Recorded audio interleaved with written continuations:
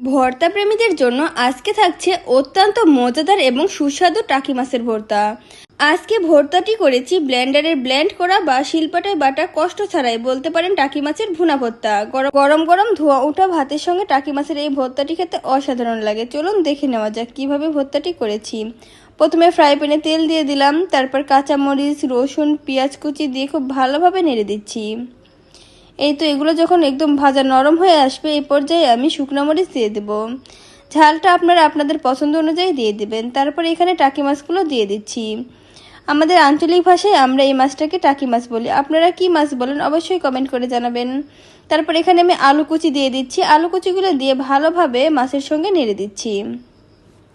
তারপর এখানে স্বাদ মতো লবণ আর হাফ চামচ হলুদের গুঁড়ো দিয়ে এখন আমি খুব ভালো করে নেড়ে দিচ্ছি। এই তো নেড়ে দেওয়া হয়ে গেছে। এখন আমি ঢাকনা দিয়ে ঢেকে দেব। কিছুক্ষণ পর ঢাকনা খুলে সবগুলো উপকরণ আমি ভালোভাবে নেড়ে দিচ্ছি। এইভাবে টাকি মাছের ভর্তা করলে খেতে কিন্তু অসাধারণ লাগে। তারপর আমি এইখানে আরও পেঁয়াজ কুচি দিয়ে দিব।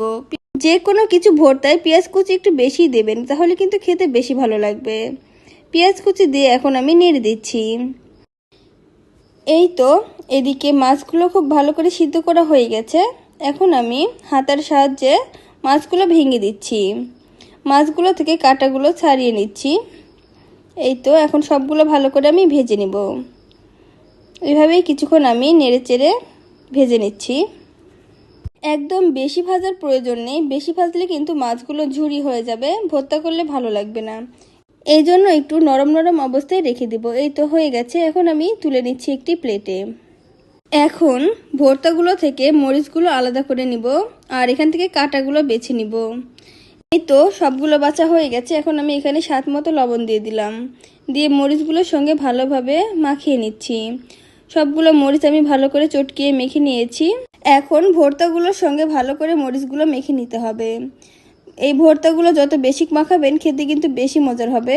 এই তো ভর্তাটি হয়ে গেছে। আজকের এই রেসিপিটি যদি আপনাদের ভালো লেগে থাকে তাহলে অবশ্যই লাইক কমেন্ট শেয়ার করে দিবেন। আল্লাহ হাফেজ।